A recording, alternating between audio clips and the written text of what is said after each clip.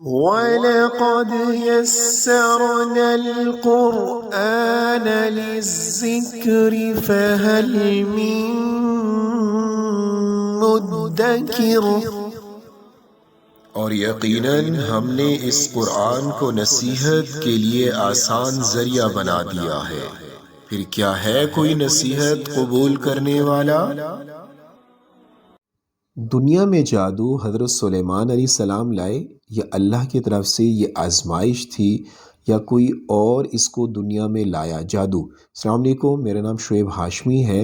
آج ہم قرآن کا خلاصہ پڑھیں گے، پہلے سپارے کا۔ رمضان المبارک کا بابرکت مہینہ ہے۔ جب آپ لوگ تراویح پڑھنے جاتے ہیں تو آپ لوگ اگر 5 منٹ یہ قرآن کا خلاصہ سن کر جائیں گے تو انشاءاللہ آپ کو تراویح پڑھنے کا مزہ آئے گا۔ بسم اللہ الرحمن الرحیم۔ پہلا سپارہ ہے، اس پارے میں اللہ تعالیٰ نے 5 باتوں کا ذکر کیا ہے۔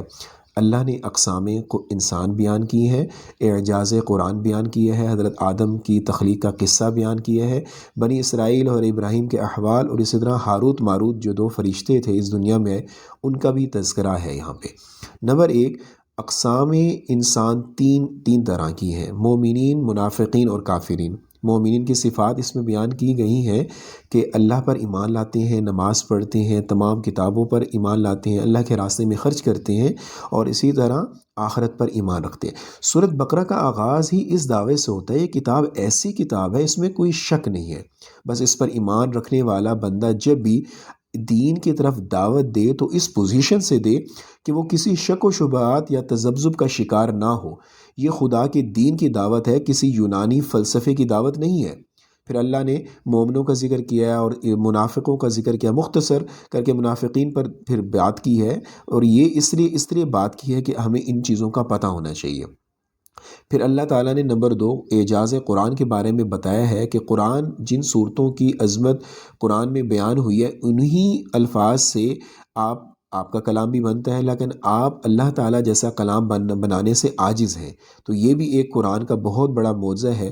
اس کے بعد حضرت آدم کی تخلیق کا قصہ بیان ہے، حضرت آدم کو کیسے اللہ نے خلیفہ بنایا، فرشتوں کا انسان کو فسادی کہنا، اللہ تعالیٰ کا حضرت آدم علیہ السلام کو علم دینا اور پھر فرشتوں کا اقرار علم کرنا، یہ سارا اس میں بیان کیا گیا۔ پھر شیطان کا انکار کرنا، تمام فرشتوں نے سجدہ کیا، شیطان نے انکار کیا اور پھر وہ مردود ہو گیا۔ جنت میں حضرت آدم اور حوا علیہ السلام کو شیطان کا بہکانا، پھر انسان کو خلافت ارض عطا ہونا، یہ اللہ تعالیٰ نے آج بیان کیا کہ حضرت آدم سے کس طریقے سے شیطان نے تکبر کر کے دشمنی کی، اور کیا ہم اس دشمنی کو دشمنی سمجھتے ہیں، اور جو اللہ کی کتاب ہے، ہدایت ہے، اس کو ہدایت کی طرح ہم نے تھاما ہے، یہ آج کے ٹاپک میں ہمیں بتایا گیا۔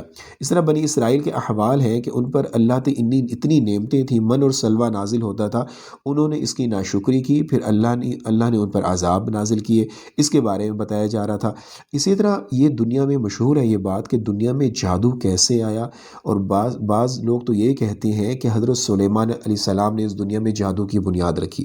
جب ان کی وفات ہوئی تو ان سے جادو کے بڑے بڑے میجک باکس ملے، تو وہ اس لیے جو شریر قسم کے جن ہوتے تھے تو حضرت سلیمان علیہ السلام ان سے وہ باکس چھین لیا کرتے تھے، اور جب وہ اس دنیا سے چلے گئے، پردہ فرما گئے، تو پھر اللہ تعالیٰ نے ان سے جب وہ ملے تو لوگوں میں یہ بات مشہور ہوگی کہ انہوں نے جادو کی بنیاد رکھی۔ ایسی بات نہیں ہے، بلکہ 2 فرشتے اس دنیا میں آئے تھے، ہاروت اور ماروت، انہوں نے اللہ کے حکم سے لوگوں کو جادو سکھایا، کیونکہ اللہ کی طرف سے یہ امتحان تھا، جو یہ جادو سیکھے گا وہ کافر ہو جائے گا، اور یہ جادو سیکھنے سے جو انکار کرے گا وہ اپنے ایمان پر اب باقی رہے گا، اس کا ایمان باقی رہے گا۔